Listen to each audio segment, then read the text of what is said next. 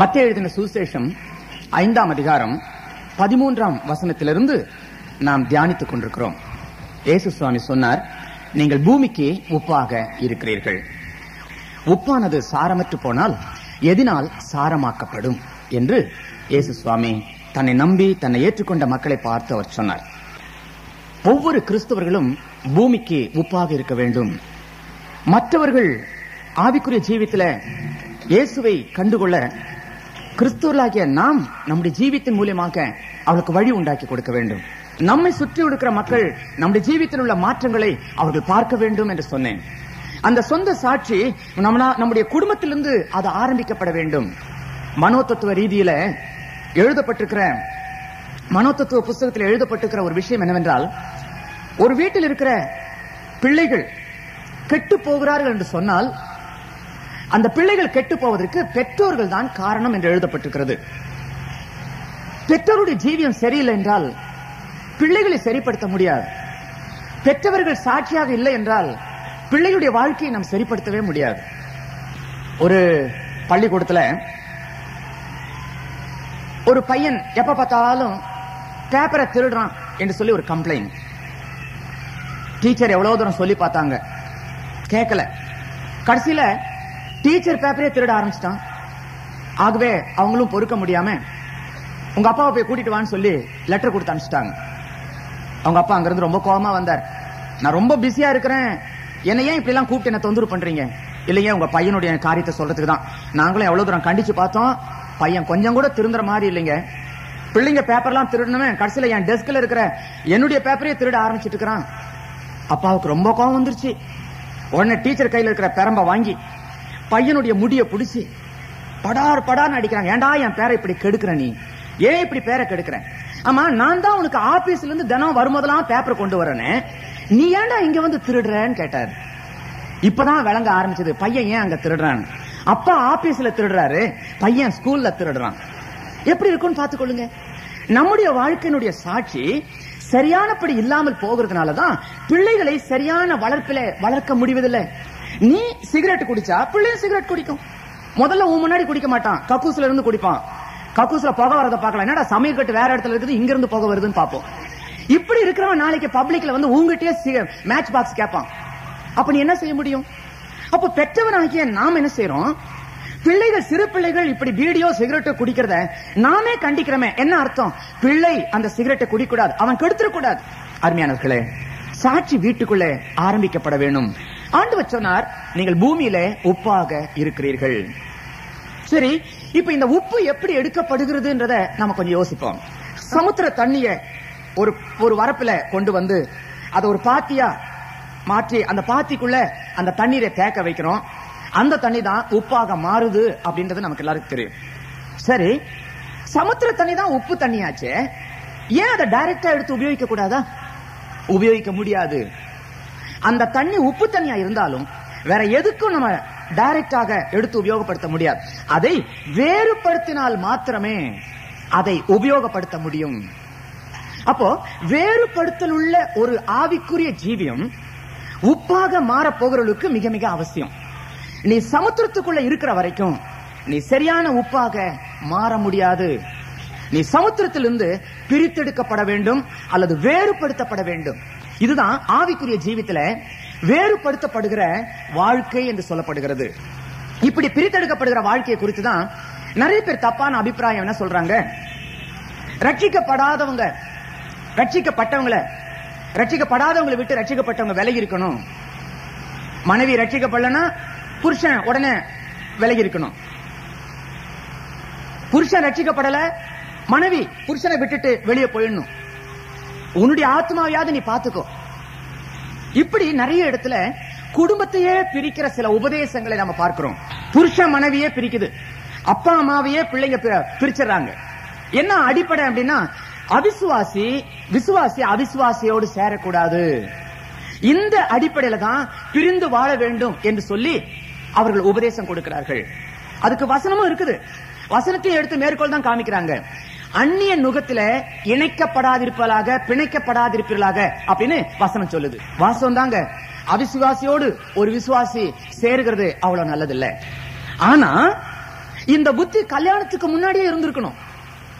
கல்யாணத்துக்கு முன்னாடி நீ கல்யாணம் செய்ய போகிற ஆளு ரட்சிக்கப்பட்டவனா, இயேசு கிறிஸ்துவ சொந்த ரட்சகராக ஏற்றுக்கொண்டவனா, அதெல்லாம் யோசிக்கிறது இல்ல. எப்படியோ ஒண்ணு மகளுக்கு கல்யாணம் நடந்துட்டா போதும், எப்படியோ ஒண்ணு தனக்கு ஒரு வாழ்க்கை கிடைச்சிட்டா போதும், இப்படிதான் நினைக்கிறாங்களே தவிர அதற்கு பிறகு திருமணம் ஆனதுக்கு அப்புறம் சில பிரச்சனைகளை அவர்கள் காண நேரிடும் போது அப்பதான் வாய்விட்டு அழுகிறாங்க. இந்த பிரச்சனைக்கு காரணம் என்ன? திருமணத்துக்கு முன்பதாகவே அவர்கள் யோசிப்பது கிடையாது.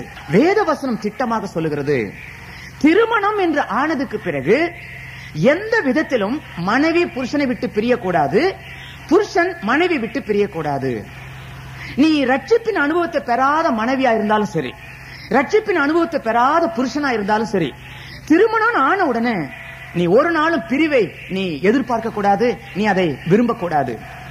இன்னைக்கு எத்தனை இடத்துல டைவர்ஸ் தெரியுமா? விவாகரத்து. எங்கேயா பைபிள் சொல்லுது? வசனம் தெளிவா சொல்லுது, தேவன் இணைத்ததை மனுஷன் பிரிக்க கூடாதுன்னு சொல்லுது. ஆகவே இந்த பிரிவினையை, இந்த மாற்றத்தை திருச்சபை அங்கீகரிக்க கூடாது, குடும்பமும் அங்கீகரிக்க கூடாது. சில சமயத்துல கேட்பாங்க, நீங்க சொல்றீங்க இப்படி, எவ்வளவு நாளைக்குங்க அந்த குடிகார புருஷன்கிட்ட நான் வேதனை படுறது? உங்களுக்கு தெரியாது, ஒவ்வொரு ராத்திரியும் நாங்க பயந்து பயந்து சாகுறோம். புருஷன் எப்படிதான் குடிகாரனா இருந்தாலும் சரி, மனைவி உன்னுடைய வார்த்தைக்கு கீழ்ப்படியாதவளாக இருந்தாலும் சரி, தயவுசெய்து டைவர்ஸுக்கு போகவே போகாது. வேத புத்தகத்துல ஒரு நாளும் அதுக்கு உத்தரவு கொடுக்கிறது இல்லை. 1 கொரிந்தியர் 7ஆம் அதிகாரம் 5வது வசனம், 1 கொரிந்தியர் 7ஆம் அதிகாரம் 10வது வசனம், 14வது வசனம் என்ன சொல்லுது? உபவாசத்துக்கும் ஜெபத்துக்கும் சில காலம் ஒருவருக்கொரு சம்மதித்தால் அன்றி வேற எந்த காரணத்தை கொண்டும் பிரியக்கூடாது. புருஷனுக்கும் மனைவிக்கும் வேத புஸ்தகம் இடுகிற கட்டளை என்ன? உபவாசத்துக்கும் ஜெபத்துக்கும் மாத்திரம் தான் பிரியலாம், அதுவும் ஒருவருக்கொரு சம்மதிக்கணுமா? இன்னும் சிலர் என்ன கேட்கிறாங்க, எத்தனை வருஷம் நான் இந்த வேதனை அனுபவிக்கிறது, என்னால தாங்க முடியலையே. வசனம் அதுக்கு என்ன சொல்லுது தெரியுமா? 1 பேதுரு 3ஆம் அதிகாரம் 1, 2, 3 வசனம் இப்படி சொல்லுது. வாசிங்க பாப்போம். அந்தபடி மனைவிகளே, பாருங்க சில சமயத்துல வார்த்தைக்கு வார்த்தை டைரக்டா எடுத்து உபயோகிக்கிறேன்னு சொல்றவங்க, அடட மனைவிகளேன்னு சொல்லிட்டாங்களே 10 பஞ்சு வச்சாதான் என்ன அப்படின்னு சொல்றவங்க இருப்பாங்க. இது ப்ளூரல்ல சொல்லி இருக்குது. கல்யாணம் ஆனவங்களுக்கு பன்மையில சொல்லி இருக்குது, கல்யாணமான மனைவிகளே உங்களுக்கு ஒரு ஆலோசனை கொடுக்கிறேன்னு அப்படி ஆரம்பிக்கிறார். அந்தபடி மனைவிகளே உங்களுடைய சொந்த புருஷர்களுக்கு கீழ்ப்படிந்து இருங்கள். அப்பொழுது அவர்களில் யாராவது திருவசனத்துக்கு கீழ்ப்படியாமல்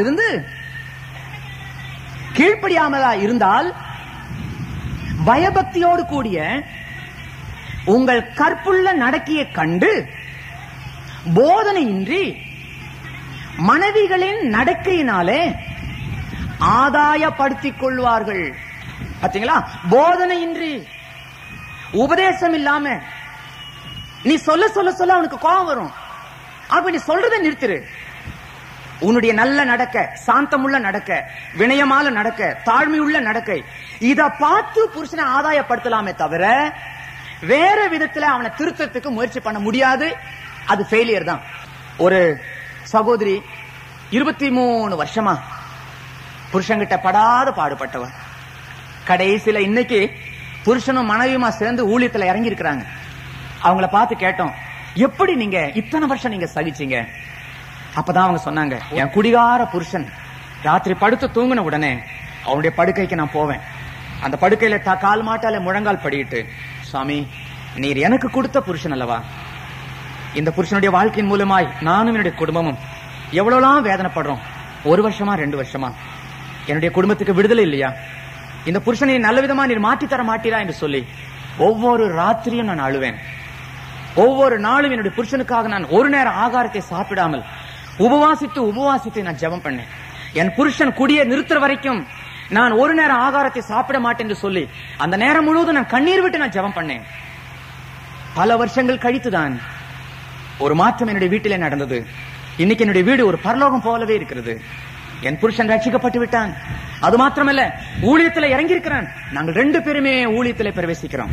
காலங்கடந்த ஒரு சந்தோஷம் தான். ஆனாலும் என் இயேசு என்னுடைய ஜெபத்தை கேட்டாரே என்று சொல்லி அந்த சகோதரி சந்தோஷப்படுகிறார். ஆமாங்க, அப்படிப்பட்ட ஒரு மனைவியோ அப்படிப்பட்ட ஒரு புருஷனோ உன்னுடைய வாழ்க்கையில இருந்தாக்கா இப்படிதான் நீ அவங்களை திருத்தறதுக்கு முயற்சி பண்ணுமே தவிர வேற வழி பைபிள் சொல்லவே இல்லை. மனைவியோ புருஷனோ விபச்சாரத்துல கையும் களவுமா பிடிக்கப்பட்டா மாத்திரமே புருஷனை விட்டு மனைவி பிரியலாம், மனைவி விட்டு புருஷன் பிரியலாம். ஏன்னா மனைவிக்கு ஒரு ரூல், புருஷனுக்கு ஒரு ரூல் இல்ல. ஆக இப்படிப்பட்ட சில சங்கடமான அசிங்கமான ஜீவியம் இருக்குமானா நீ செய்யலாம். அது கூட இயேசு கிறிஸ்துவை ஏற்றுக்கொண்டதுக்கு பிறகு அதையும் நீ மன்னிக்கலாம். அதையும் மன்னிப்பதற்கு கர்த்தர் இடம் கொடுத்திருக்கிறார். ஏனென்றால் அன்பு சகலத்தையும் தாங்கும், சகலத்தையும் மன்னிக்கும், சகிக்கும். ஆகவே கிறிஸ்துவின் அன்பு உனக்குள்ள இருந்தா உன் மனைவி விபச்சாரமே செய்துட்டு இருக்கிறான்னா கூட சரி, மன்னித்து அவளுடைய வாழ்க்கை திருந்துச்சு அப்படின்னாக்கா நீ மன்னித்து நீ அவளை ஏற்றுக்கொள்ளலாம். இது கிறிஸ்துவ உபதேசத்துல மிக முக்கியமான காரியம். அருமையானவர்களே, இப்படிப்பட்ட ஒரு சூழ்நிலையில வேறுபாடு என்று சொல்லி புருஷனை விட்டு மனைவியோ மனைவி விட்டு புருஷனோ பிரியக்கூடாது. சரி, இன்னொரு சில குடும்பத்துல இப்படி ஒரு விவகாரம் என்னன்னா, நான் பிரியல, நான் டைவர்ஸ் நான் விருப்பப்படல, ஆனா என் புருஷன் பிரிஞ்சு போறான். அதுக்கு பைபிள்ல இடம் இருக்குது. 1 கொரிந்தியர் 7ஆம் அதிகாரம் 14வது வசனத்துல இருந்து நீங்க வாசிச்சீங்கன்னாக்கா, அவிசுவாசி பிரிந்து போனால் பிரிந்து போகட்டும். அவன் பிரிஞ்சு போறான் அப்படின்னா நீ என்ன செய்ய முடியும்? காலை பிடிக்க முடியும், கெஞ்ச முடியும். அதையும் மீறி அவன் போறான்னா போட்டு விட்டுடுன்றான். ஆனா நீ பிரியாதே. மனைவி அப்படிதான் போறேன்றா, நீ சொல்லி பாக்குற, பெரியவங்க எல்லாம் வச்சு சொல்லி பாக்குற, அப்போ அவ கீழ்ப்படியில நான் விட்டுட்டு தான் போவேன்னு சொல்றான்னாக்கா மேல நீ ஒண்ணுமே செய்ய முடியாது. போனா போகட்டும், விட்டுடு. அவிசுவாசி பிரிந்து போனால் போகட்டும், ஆனால் நீ பிரிவதற்கு முயற்சி பண்ணாதே.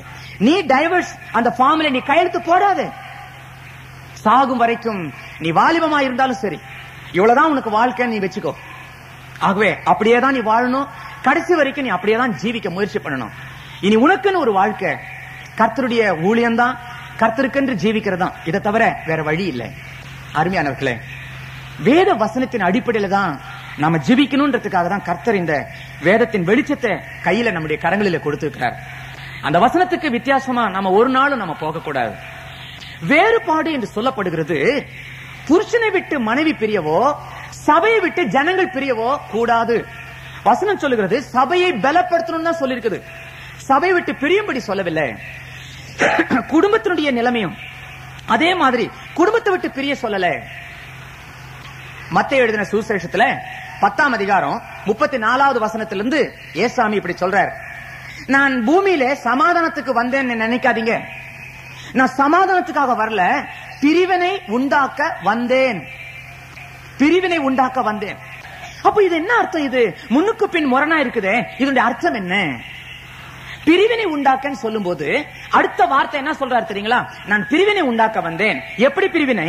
அப்பாவுக்கும் மகளுக்கும் மகனுக்கும் பிரிவினை, அம்மாவுக்கும் மகளுக்கும் பிரிவினை, மாமியாருக்கும் மருமகளுக்கும் பிரிவினை. இந்த பிரிவினையை நான் தான் உண்டாக்குகிறேன் என்று சொல்லுகிறார். இப்ப இதனுடைய அர்த்தம் என்ன என்று சொன்னால், இப்ப ஒரே வீட்டுக்குள்ள அப்பா மகன், அம்மா மக, மாமியா மருமக எல்லாமே இருக்கிறாங்க, அது ஒரு குடும்பம். இதுல அப்பா ரட்சிக்கப்பட்டுட்டாங்க, மகன் ரட்சிக்கப்படல. இப்ப அந்த வீட்டினுடைய நிலைமை எப்படி இருக்குன்னு கொஞ்சம் யோசனை பண்ணி பாருங்க. அப்பா எப்பவும் பைபிளும் கையுமா இருப்பாரு, ஆனா மகன் எப்ப பார்த்தாலும் நாவலும் கதை புஸ்தகமும் டிவியுமா உட்கார்ந்துட்டு இருப்பான். ஒரே வீட்டுல வித்தியாசம், ஒரே வீட்டுக்குள்ள 2 விதமான மாற்றங்கள். இது எப்படி நடக்குது? இது எப்ப நடக்குது? இயேசு அந்த வீட்டுக்குள்ள வந்து யாரையாவது ஒருத்தரை தொட்டுட்டாக்கா இந்த மாற்றம் கண்டிப்பா நடந்தாகும். கண்டிப்பா இதே மாதிரி மாற்றம் திருச்சபைக்குள்ளும் நடக்குது.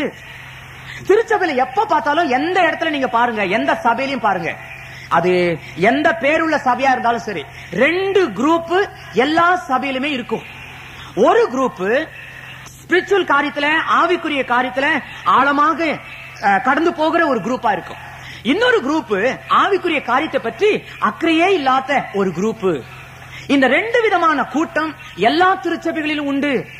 கிறிஸ்து அந்த திருச்சபையில யாரோ சிலரை அவர் தொட்டு ரட்சித்து விட்டால் அங்கு 2 விதமான பிரிவினைகள் உண்டாக ஆரம்பித்து விடுகிறது. இது கிறிஸ்து உள்ளே பிரவேசிக்கிறதுனாலே உண்டாகிற மாற்றம். அருமையானவர்களே, வேறுபாடு என்று சொல்லப்படுகிறது வீட்டுக்குள்ளேயே வேறுபாடு. இப்ப நடக்கிற இந்த விஷயம் என்ன நடக்குது? வீட்டுக்குள்ளேயே, வீட்டை விட்டு வெளியே அல்ல, திருச்சபைக்குள்ளேயே திருச்சபையை விட்டு வெளியே அல்ல. இந்த வேறுபாடை தான் நாம் வெளிப்படுத்தி காண்பிக்க வேண்டும். வேறுபாடு. அப்ப வேறுபாடு உள்ள வாழ்க்கை இல்லைன்னாக்கா நீ உப்பாக மாற முடியாது. சமுத்திர தண்ணீரிலிருந்து தண்ணீரை எடுத்து வேறுபடுத்த வேண்டும் என்றால் மாத்திரமே அது உப்பாக மாறுகிறது. சரி, இப்போ அந்த தண்ணிய 4 பக்கம் பாத்தி உண்டாக்கி வரப்பு உண்டாக்கி அதுக்குள்ள அந்த தண்ணியை தேக்க வைக்கிறோம். இப்ப இந்த தண்ணியை தேக்க வைக்கணும்னாக்கா அதுக்கு சில காரியம் உண்டு. வரப்ப உண்டாக்க சில வேலைக்காரர்கள் மிக மிக அவசியம். அவங்க இருந்தாதான் 4 பக்கம் மண்ணை கோரி வரப்பு உண்டாக்க முடியும். அப்போ இந்த வரப்பு என்று சொல்லப்படுகிறதே ஆவிக்குரிய விதத்துல நம்ம சிந்திக்கணும்னாக்கா அது ஒரு திருச்சபை. அப்போ சரியான உப்பாக நீ மாற வேண்டும் என்றால் உனக்கு ஒரு திருச்சபை மிக மிக அவசியம். அரேபியால ஊழியம் செய்து கொண்டிருந்த சமயத்துல 400 மைலுக்கு அந்தாண்டு இருந்து ஒரு ட்ரங்க் கால் வருது. டாக்டர், நீங்க வந்திருக்கிறத நான் பேப்பர்ல வாசிச்சேன், எப்ப வந்தா உங்களை பார்க்கலாம். எங்க அம்மா கூட லெட்டர் எழுதிருக்காங்க, டாக்டர் அங்க வரா, நீ போய் ஜெபம் பண்ணிக்கோன்னு எழுதிருக்காங்க, எப்ப வந்தா உங்களை பார்க்கலான்னு கேட்டாங்க. நான் சொன்னேன், அதுக்கிட்டும் தம்பி, நீங்க யாரு, உங்க அம்மாவை எனக்கு ஞாபகத்துல இல்ல, நீங்க எங்க இருக்கிறீங்க, அந்த ஊர்ல இருக்க, எத்தனை வருஷமா இருக்கிறீங்க, 11 வருஷமா இருக்கிறேன். அப்ப நீங்க அங்க எந்த சபைக்கு நீங்க போறீங்க, அங்க சபை இருக்குதா, இருக்குதுங்க, 4-5 சபை இருக்குது, எல்லாம் தனித்தனியா கூடி ஒரு வீட்டுல சில இடத்துல வந்து ஒரு பொதுவான இடத்துல இப்படி கூடி ஆராதிக்கிறாங்க. 4 சபைகள் இருக்குது. அப்படியா, இந்த 4 சபையில எந்த சபைக்கு நீங்க போறீங்க, எந்த சபைக்கும் போறதில்ல. என்னங்க 11 வருஷமா போறதில்ல, 11 வருஷமா போறதில்ல, ஏங்க அப்படி? அப்ப அவர் சொல்றார், எல்லா சபையும் அயோக்கியங்க, இவர் மாத்திரம் யோகியம், எல்லா சபையும் அயோக்கியம். இன்னைக்கு நிறைய பேருடைய அபிப்பிராயம் அப்படிதான். அந்த சபையில அந்த குழப்பம் இருக்குது, இந்த சபையில இந்த குழப்பம் இருக்குது, இந்த சபை யோகியமா அந்த சபை யோகியமா, இதுக்கு உபதேசம் சரியில்லை அதுக்கு உபதேசம் சரியில்லை. அதனால நான் எந்த சபைக்கும் போறதில்ல, நான் உண்டு என் வீடு உண்டு. ஒரு நாளும் அப்படி இருக்க கூடாது. சில சொல்லுவாங்க, ஏங்க வீட்லயே பைபிள் வாசிச்சு ஜெபம் பண்ணி ஒரு பாட்டு பாடி ஜெபம் பண்ணாக்கா சாமி அந்த ஜெபத்தை கேட்க மாட்டாரு, கோயிலுக்கே போனாதான் சாமியா? ஏன் வீட்டுல ஜெபம் பண்ணா சாமி வரமாட்டாரா? நிச்சயம் வருவாருங்க. ஆனா வீட்டுல செய்யற ஜெபத்துக்கு பேரு குடும்ப ஜெபம். ஆனா பல குடும்பங்கள் ஒருமை சேர்ந்து ஒரு இடத்துல ஆராதிக்கிறதுக்கு பேர் தான் சபை ஆராதனை. எபிரேயர் நிருபம் 10ஆம் அதிகாரம் 25வது வசனம் சொல்லுது, சபை கூடி வருகிறதை உங்களில் சிலர் விட்டு விடுகிறது போல நீங்கள் யாரும் விட்டுவிடக் கூடாது என்று எழுதியிருக்குது. அந்த காலத்திலே சில பெரிய பரிசுத்தவான்களா இருந்திருக்காங்க. ஓ, எனக்கு ஒரு சபையும் வேணாம் ஒண்ணு வேணாம்னு சொல்லிட்டு நாங்க கர்த்தரோட டைரக்டா பேசிக்கிறோம், இப்படி இருக்கிறவங்க இருக்கிறாங்க. அருமையானவர்களே, அது பிழையான ஒரு காரியம். ஆகவே எந்த ஒரு மனுஷனுக்கும் திருச்சபை மிக மிக அவசியம். ரைட், இப்ப நீ திருச்சபைக்குள்ள வந்தாச்சுன்னா அடுத்தது ஒரு முக்கியமான காரியத்தை கவனிக்கணும். என்ன? ஊழியக்காருக்கு அடங்கி இருக்கணும். இதுதான் முதலாவது தகுதி. சபைக்குள்ள வந்தாச்சுனாக்கா ஊழியக்காருக்கு அடங்கி இருப்பது மிக மிக முக்கியம். எபிரேயர் நிருபம் 13ஆம் அதிகாரம் 17வது வசனம் இப்படி சொல்லுது, உங்களை நடத்துகிறவர்கள் உங்கள் ஆத்துமாக்களுக்காக உத்தரவாதம் பண்ணுகிறவர்களாய் விழித்திருக்கிறபடியினால் அவர்கள் துக்கத்தோட அல்ல சந்தோஷமாய் அதை செய்யும்படிக்கு அவர்களுக்கு கீழ்ப்படிந்து அடங்குங்கள். இதுதான் அதனுடைய வசனம். அப்போ சுருக்கமா நீ எடுத்த நான் முதல் வார்த்தையும் 2வது கடைசி வார்த்தையும் பாரு.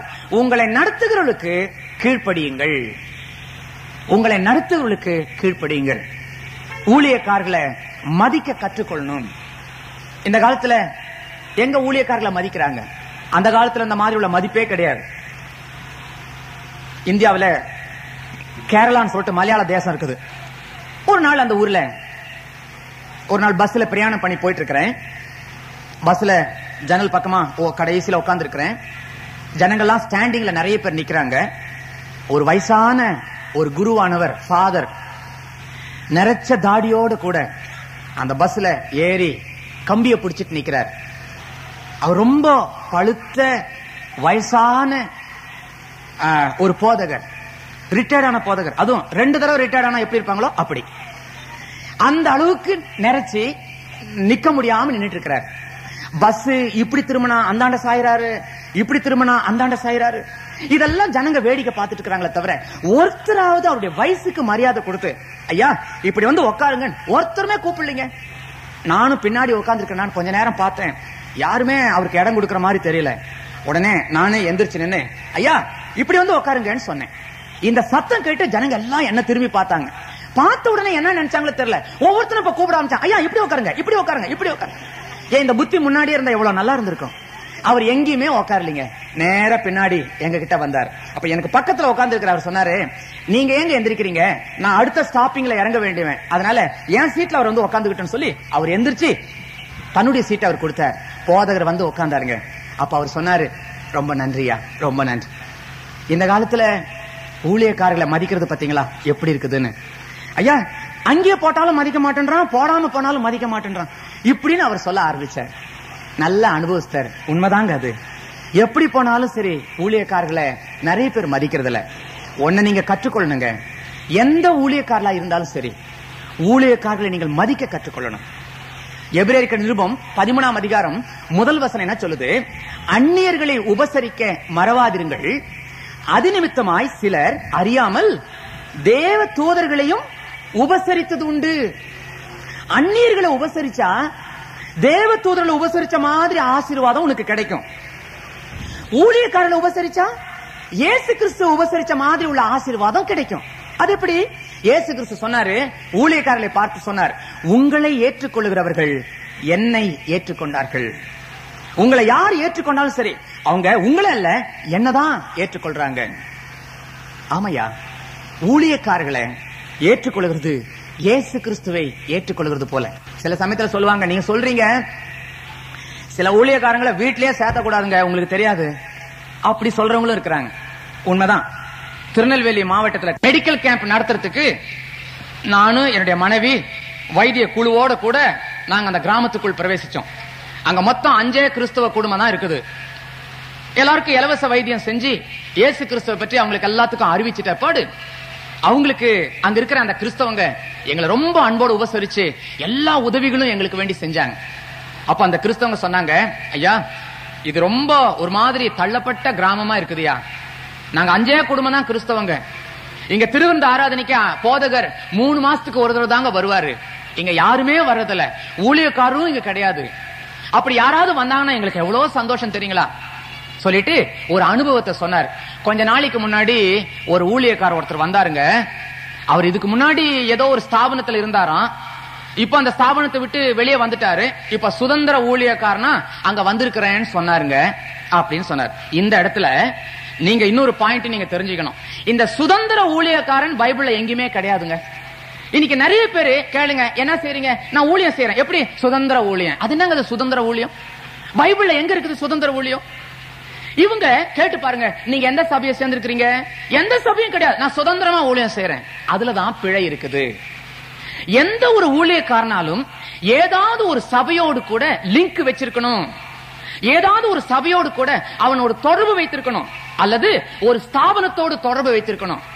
எந்த தொடர்பும் இல்லாதபடி சுதந்திரமாக வீடு வீடாய் சுற்றி திரிந்து ஊழியம் செய்யறது ஒரு நாளும் அங்கீகரிக்கப்பட முடியாதது.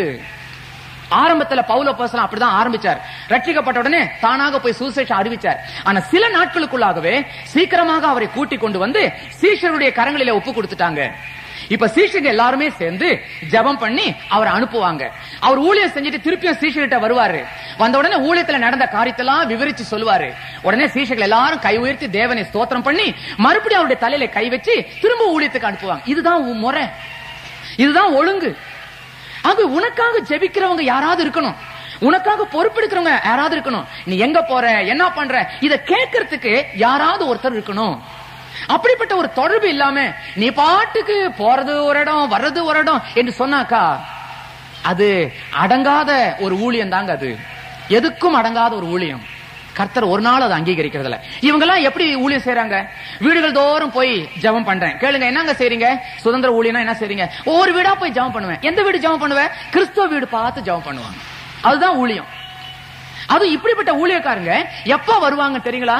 ஒவ்வொரு மாசமும் முதல் தேதியிலிருந்து 10ஆம் தேதிக்குள்ள நீங்க பாத்துக்கலாம். அதுக்கப்புறம் அந்த ஊழியக்காரங்களை பார்க்கவே முடியாது. ஏங்க அது முதல் தேதியிலிருந்து 10ஆம் தேதி வரைக்கும் சம்பள நாள் அப்படிதாங்க. சிலருக்கு முன்ன பின்ன வரும். செலவு ஆகிறதுக்குள்ள போயினாதான் ஜெபம் பண்ணா கொஞ்சம் காணிக்கை கிடைக்கும். இந்த அடிப்படையில வீடுகள் தோறும் போய் ஜெபிச்சு பணம் வாங்குறவங்க எத்தனை பேர்? கர்த்தர் இதை அங்கீகரிப்பாரு நினைக்கிறீங்களா? ஜெபம் பண்றதுக்குன்னு ஒரு ஊழியம் இருக்குதா? இல்லவே கிடையாதுங்க.